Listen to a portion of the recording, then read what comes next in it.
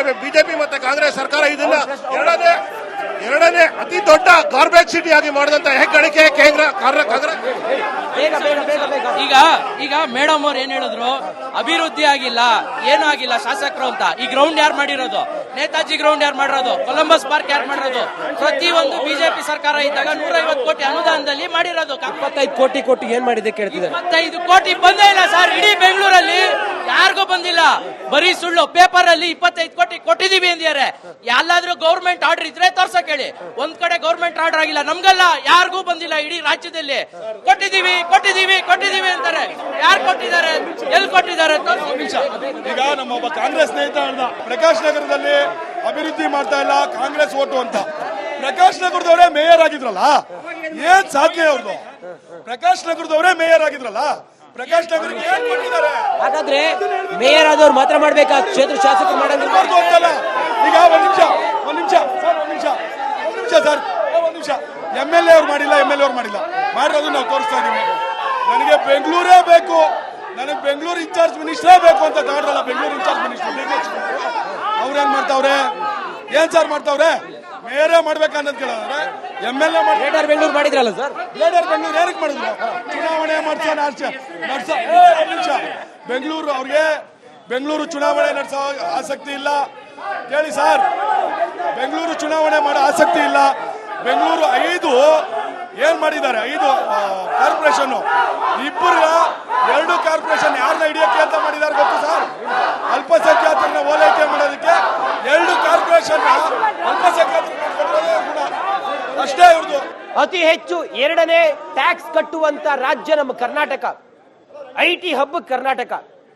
ನೋಡಿ, ಇಂಥ ಬೆಂಗಳೂರು ನಮ್ಮ ಕ್ಯಾಪಿಟಲ್ ಸಿಟಿ ಪರಿಸ್ಥಿತಿ ಅಧ್ವಾನ ಹಿಂಗಾದ್ರೆ ಏನ್ ಮಾಡ್ಬೇಕು ಹೇಳಿ? ಅಧ್ವಾನ ಸೂಪರ್ ಆಗಿ ಆಗ್ತಾ ಇದೆ. ಇವತ್ತು GBA ಮಾಡೋ ಉದ್ದೇಶ ಏನು? ಮಾತಾಡ್ಕೊಡ್ರಿ. GBA ಮಾಡಿರೋ ಉದ್ದೇಶ ಏನ್ರಿ? GBA ಮಾಡಿರೋ ಉದ್ದೇಶ ಬೆಂಗಳೂರು 5 ವರ್ಷ ಇವ್ರಿಗೆ ಬಿಜೆಪಿ ಆಡಳಿತ ಕೊಟ್ಟರೆ ಏನ್ ಮಾಡಿದ್ರು? ಈಗ ನಿಮ್ಗೆ ಅಧಿಕಾರ ಕೊಟ್ಟಿದ್ದಾರೆ ಮೇಡಮ್. ಬಿಜೆಪಿ ಅವ್ರು ಏನೂ ಮಾಡಿಲ್ಲ ಅಂತ ಅವ್ರಿಗೆ ಅಧಿಕಾರ ಕೊಟ್ಟಿಲ್ಲ. ನಿಮಗೆ 135 ಸೀಟ್ ಕೊಟ್ರಲ್ಲ. ನ್ಯೂಯಾರ್ಕ್ ಸಿಟಿನಲ್ಲಿ ಬೆಂಗಳೂರಲ್ಲ ಗಾರ್ಬೇಜ್ ಸಿಟಿ ಅಂತ ಬಂದಿತ್ತು. ಬೆಂಗಳೂರಿನ ಗಾರ್ಬೇಜ್ ಸಿಟಿ ಅಂತ ಕತ್ತಿತ್ತು ನ್ಯೂಯಾರ್ಕ್ ಸಿಟಿನಲ್ಲಿ. ನಿಮ್ಮ ಅವಧಿನಲ್ಲಿ ಆಗಿದ್ದು. ಇವಾಗ ಹಂತವಾಗಿ ನಾವು ಮಾಡ್ತಾ ಇದ್ದೀವಿ, ಹಂತವಾಗಿ ನಾವು ಮಾಡ್ತಾ ಇದ್ದೀವಿ, ಹಂತವಾಗಿ ಅಭಿವೃದ್ಧಿ ಮಾಡ್ತಾ ಇದ್ದೀವಿ. 5 ವರ್ಷಗಳ ಆಡಳಿತ 0, 5 ವರ್ಷಗಳ ಆಡಳಿತ 0, ದೊಡ್ಡ 0.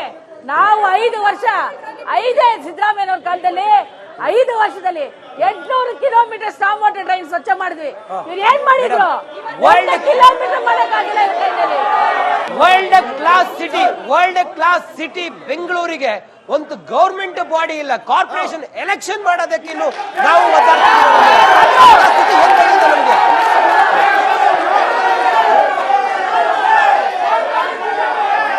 ನಿಲ್ಸಿದ್ಯಾರು? ಬಿಜೆಪಿ ಅವರು. ಎಲೆಕ್ಷನ್ಗೆ ಸ್ಟೇ ತಂದಿದ್ದು ಬಿಜೆಪಿ ಅವರು, ನಾವಲ್ಲ. ಮುನಿರತ್ನ ಫ್ರೆಂಡ್ಸ್ ತಗೊಂಡ್ ಬಂದಿದ್ದು ಸ್ಟೇ, ನಾವಲ್ಲ.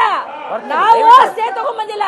ನಾವು 74 ಅಮೆಂಡ್ಮೆಂಟ್ ಮಾಡಿದವ್ರೆ ನಾವು. ರಾಜೀವ್ ಗಾಂಧಿ ಅವರು ಎಲೆಕ್ಷನ್ ಬಾಡಿ ಅವತ್ತು ಇರ್ಬೇಕು, ಆಡಳಿತದಲ್ಲಿ ಇರ್ಬೇಕು ಅಂತ ಸ್ಟೇ ತಗೊಂಡ್ ಬಂದಿದ್ದು ಮುನಿರತ್ನ ಫ್ರೆಂಡ್ಸ್ ಬಿಜೆಪಿ ಅವರು. ನಾವಲ್ಲ ಸ್ಟೇ ತಂದಿದ್ದು, ತಂದಿದ್ದೆ ಅವರೇ. GBA ಉದ್ದೇಶ ಏನು?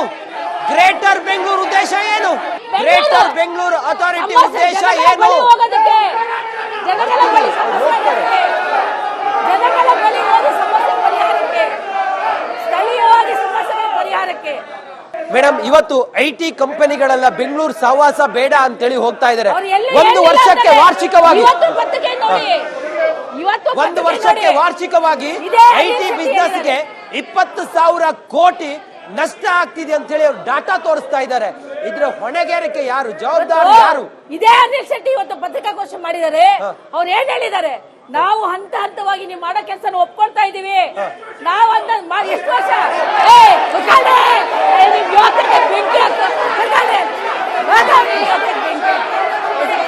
ಯೋಗ್ಯತೆ ಇಲ್ಲ, ಪೈಸಾ ಕೆಲಸ ಮಾಡಕ್ ಯೋಗ್ಯತೆ ಇಲ್ಲ ನಿಮಗೆ. 5 ವರ್ಷ ಆಡಳಿತ ಮಾಡಿದ್ರು.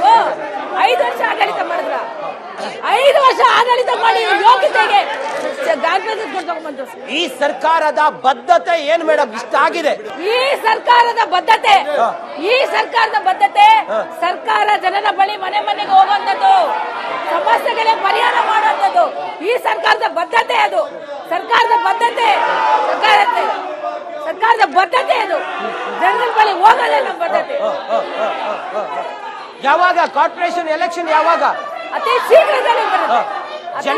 ನೋಡಿ, ಜನಸಾಮಾನ್ಯರಿಗೆ ಸಿಗ್ತಾ ಇದ್ದದ್ದು ಕಾರ್ಪೊರೇಟರ್ಗಳು, ಆದ್ರೆ ಯಾರು ಕಾರ್ಪೊರೇಟರ್ಗಳಿಲ್ಲ. ಯಾರನ್ನು ಕೇಳಬೇಕು? ಅತಿ ಶೀಘ್ರದಲ್ಲೇ ಚುನಾವಣೆ ಬರುತ್ತೆ. ಜನ ಉತ್ತರ ಕೊಡ್ತಾರೆ. ಅತಿ ಶೀಘ್ರದಲ್ಲಿ ಇದೇ ಸರ್ಕಾರ, ನಿಮ್ದೇ ಸರ್ಕಾರ ಅಧಿಕಾರಕ್ಕೆ ಬಂದಾಗ 1 ವಾರದಲ್ಲಿ ನಾವು ಗುಂಡಿ ವಿಚಾರವಾಗಿ ಸೀರಿಯಸ್ ಪ್ಲಾನ್ ಮಾಡ್ತೀವಿ ಅಂತ ಹೇಳಿದ್ರು. ಅವಾಗ ನಿಮ್ ಬದ್ಧತೆ ಇರ್ಲಿಲ್ವಾ ಮೇಡಮ್? ಅವತ್ತಿಂದ ನಿರಂತರವಾಗಿ ನಡೀತಾ ಇರ್ತಕ್ಕಂಥ ಪ್ರಕ್ರಿಯೆ ಇದು. ನಿರಂತರವಾಗಿ ನಡೀತಾ ಇರ್ತಕ್ಕಂಥ ಪ್ರಕ್ರಿಯೆ. ಇದಕ್ಕೆ ಗಡುವು ಕೂಡ ಕೊಟ್ಟಿದ್ದಾರೆ. ನವೆಂಬರ್ ತಿಂಗಳ ತನಕ ಗಡುವು ಕೊಟ್ಟಿದ್ದಾರೆ. ಇದರಲ್ಲಿ ಎಲ್ಲರ ಜವಾಬ್ದಾರಿ ಇದೆ, ಸರ್ಕಾರದ ಒಂದೇ ಅಲ್ಲ. ಆ ಸ್ಥಳೀಯ ಜನಪ್ರತಿನಿಧಿಗಳು ಯಾರ್ಯಾರಿದ್ದಾರೆ ಅವರೆಲ್ಲ ಜವಾಬ್ದಾರಿ ಕೂಡ ಇದೆ. ಸರ್ಕಾರ ಕೊಟ್ಟಿರ್ತಕ್ಕಂಥ ಅಲೋಕೇಶನ್ ತಗೋಬೇಕು. ಸ್ಥಳೀಯವಾಗಿ ರಸ್ತೆಗಳು, ಇಂಟೀರಿಯರ್ ರಸ್ತೆಗಳು, ಆರ್ಟಿಎ ರಸ್ತೆಗಳು ಏನಿದೆ ಗುಂಡಿ ಮುಚ್ಚೋದು ಪ್ರಥಮ ಆದ್ಯತೆ ಕೊಡಿ ಅಂತ ನಿನ್ನೆ ಕೂಡ DCM ಹೇಳಿದ್ದಾರೆ. ಅದಕ್ಕೆ ಬದ್ಧತರಾಗಿರ್ಬೇಕು, ಅದಕ್ಕೆ ಬದ್ಧರಾಗಿ ಕೆಲಸ ಮಾಡ್ಬೇಕು. ಇಲ್ಲಿ ಪಕ್ಷ ಇಲ್ಲ, ಜನರ ಅಭಿವೃದ್ಧಿ ಬರೀ ಚುನಾವಣೆ ಮಾತ್ರ ಪಕ್ಷ, ಚುನಾವಣೆಯಲ್ಲಿ ಮಾತ್ರ ಪಕ್ಷ ನೋಡ್ಬೇಕು, ಅಭಿವೃದ್ಧಿಗೆ ಪಕ್ಷ ನೋಡಬಾರ್ದು. ಇದೇ ಸುರೇಶ್ ಕುಮಾರ್ ಜೊತೆ 15 ವರ್ಷ ನಾವು ಕಾರ್ಪೊರೇಟರ್ ಆಗಿ ಕೆಲಸ ಮಾಡಿದೀವಿ. ಅವ್ರ ಶಾಸಕರಾಗಿ, ನಾವು ಕಾರ್ಪೊರೇಟರ್ ಆಗಿ ನಮ್ಮ ಅಭಿವೃದ್ಧಿ ಬಗ್ಗೆ ನಮ್ಮ ಇಬ್ಬರಲ್ಲಿ ಏನೂ ಭಿನ್ನಾಭಿಪ್ರಾಯ ಇರ್ತಾ ಇರ್ಲಿಲ್ಲ. ಚೆನ್ನಾಗಿ ನಡೀತಾ ಇತ್ತು. ಅವತ್ತು ಹೀಗೆ ಆಯ್ತು. ಅವ್ರೀಗ ಅವ್ರು ಬದಲಾವಣೆ ಆಗಿದ್ದಾರೆ, ಅದು ಅವ್ರ ಇಷ್ಟ. ಆದ್ರೆ ನಾವು ಅಭಿವೃದ್ಧಿ ಅಂತ ಬಂದಾಗ ಪಕ್ಷ ಯಾವತ್ತು ನೋಡಲ್ಲ. ಎಲ್ಲರೂ ಬೇಕು ನಮ್ಗೆ ಜನಗಳ ಅಭಿವೃದ್ಧಿ, ಜನಗಳ ಹಿತಾಸಕ್ತಿ. ಯಾರು ಗೆದ್ದಿದಾರೋ ಅವ್ರ ಜನಗಳಿಗೆ ಕೆಲಸ ಮಾಡ್ಬೇಕು. ಒಂದೇ ದಿವಸ ಕೂಡ, ಇನ್ನು ನಾನು ಮೇಯರ್ ಆಗಿದ್ದಂತ ಸಮಯದಲ್ಲಿ ನಾನು ಪ್ರಕಾಶ್ ನಗರಕ್ಕೆ ಸ್ಪೋರ್ಟ್ಸ್ ಕ್ಲಬ್ ಮಾಡಿದಾಗ ಸ್ಟೇ ತಂದ್ರು ಅವರು. ಆದ್ರೆ ನಾವು ಸುರೇಶ್ ಕುಮಾರ್ ಮಾಡಂತ ಕೆಲಸಕ್ಕೆ ಯಾವತ್ತು ಎಲ್ಲೂ ಅಡ್ಡಿಪಡಿಸಿಲ್ಲ. ಅವ್ರ ಜನಗಳಿಗೆ ಅಭಿವೃದ್ಧಿ ಮಾಡ್ಲಿ ಅಂತ ಬಿಟ್ಟಿದೀವಿ ಹೊರತು ನಾವು ಯಾವತ್ತು ಅವ್ರ ಕೆಲಸ ಕಾರ್ಯಗಳಿಗೆ, ಕಾಮಗಾರಿಗಳಿಗೆ ಅಡ್ಡಿಪಡಿಸೋದಿಲ್ಲ. ಜನಗಳ ಅಭಿವೃದ್ಧಿ, ಜನಗಳ ಹಿತಾಸಕ್ತಿನೇ ನಮ್ಮ ಹಿತಾಸಕ್ತಿ. ನಾವೆಲ್ಲ ನಾವು ಹುಟ್ಟಿ ಇಲ್ಲೇ ಬೆಳೆದು ಇಲ್ಲೇ ರಾಜಾಜನ ನಮ್ ಜೀವನ ಮಾಡ್ತಾ ಇರ್ತಕ್ಕಂಥವ್ರು. ರಾಜಾಜನ ಸಮಗ್ರ ಅಭಿವೃದ್ಧಿ ಬಗ್ಗೆ, ಜನಗಳ ಬಗ್ಗೆ ನಮ್ಗೆ ಕಾಳಜಿ ಇದೆ. ಅವ್ರು ಒಳ್ಳೇದ್ ಮಾಡಿದ್ರೆ ನಮ್ ಯಾವತ್ತೂ ಸಂಪೂರ್ಣವಾದ ಸಹಕಾರ ನಮ್ ಜೊತೆ ಇರುತ್ತೆ ಅಂತ ಹೇಳಿ. ಮೇಡಮ್, ಈ ಸರ್ಕಾರದ ಪರವಾಗಿ ತಾವು ಪ್ರತಿನಿಧಿಯಾಗಿ ಬಂದಿದ್ದೀರಿ, ತಾವು ಮಾಜಿ ಮೇಯರ್ ಆಗಿ ಕೆಲಸ ಮಾಡಿದ್ದೀರಿ. ಒಂದು ಡೆಡ್ ಲೈನ್ ಕೊಡಿ ಮೇಡಮ್. ಇಷ್ಟು ದಿನದಲ್ಲಿ ಬೆಂಗಳೂರಿನ ಇಷ್ಟು ರಸ್ತೆ ಗುಂಡಿಗಳ ಬಗ್ಗೆ ನಾವೊಂದು ಸೀರಿಯಸ್ ಆಗಿ ಪ್ಲಾನ್ ಮಾಡಿ ಗುಂಡಿ ಮುಚ್ತೀವಿ, ತೇಪೆ ಹಾಕ್ತೀವಿ. ಪರವಾಗಿ ನಾನು ಜನಪ್ರತಿನಿಧಿಯಾಗಿ ಬಂದಿಲ್ಲ, ನಾನೊಬ್ಬ ಕಾರ್ಯಕರ್ತನಾಗಿ ಬಂದಿದ್ದೇನೆ. ನಮ್ಮ ಸರ್ಕಾರ ನವೆಂಬರ್ ತಿಂಗಳವರೆಗೂ ಗಡುವು ಕೊಟ್ಟಿರ್ತಕ್ಕಂಥದ್ದು. ಸ್ಥಳೀಯ ಶಾಸಕರ ಜೊತೆಗೂಡಿ ಮಾಡ್ಬೇಕಂತ ಆದೇಶ ಮಾಡಿದ್ದಾರೆ. ಅವರು ಜೊತೆಗೂಡಿ ಇಬ್ಬರು ಸೇರಿ ಸರ್ಕಾರ ಜನಗಳಿಗೆ ಒಳ್ಳೇದ್ ಮಾಡೋಣ. ನೀವು ಮೀಡಿಯಾ ಇವತ್ತು ನೀವು ಇಷ್ಟೊಂದು ಕಾಳಜಿ ತೋರಿಸ್ತಾ ಇದ್ದೀರಾ. ನೀವು in the interest of the public ಯಾರೇ ಮಾಡಿದ್ರು ಕೂಡ ಇಂಟ್ರೆಸ್ಟ್ ಆಫ್ ದ ಪಬ್ಲಿಕ್ ಇಂದ ನಾವು ಮಾಡ್ಬೇಕು. ಸೊ ಎಲ್ಲರೂ ಕೂಡ ಅವರಾಗ್ಲಿ ನಾವಾಗ್ಲಿ ಇಲ್ಲಿ ಡಿಬೇಟ್ ನಡೆಯುತ್ತೆ, ಹೋಗುತ್ತೆ. ಆದ್ರೆ ನುಡಿದಂತ ನಡಿಬೇಕು. ಕಾಯಕನೇ ಕೈಲಾಸ ಅಂತ ಇಟ್ಕೋಬೇಕು.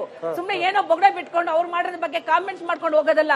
ಕೆಲಸ ಅಭಿವೃದ್ಧಿ ಅಂತ ಬಂದಾಗ ಎಲ್ಲಾರು ಮುಂದೆ ನಿಂತ್ಕೊಂಡು ಕೆಲಸ ಮಾಡ್ಬೇಕು. ಅದು ರಾಜಾಜನಗರ ಸಮಗ್ರ ಅಭಿವೃದ್ಧಿಗೆ ನೀವೆಲ್ಲರೂ ಕೂಡ ಕಾರಣಕರ್ತರಾಗಿರ್ತೀವಿ.